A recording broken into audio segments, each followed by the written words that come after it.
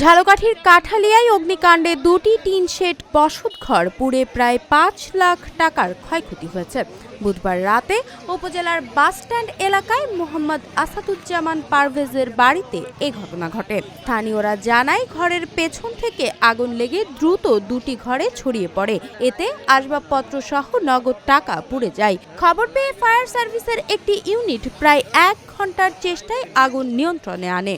Fire service জানায়, প্রাথমিকভাবে বৈদ্যুতিক শর্ট সার্কিট থেকে আগুনের সূত্রপাত হয়েছে বলে ধারণা করা হচ্ছে। ঘটনায় কোনো হতাহতের খবর নেই।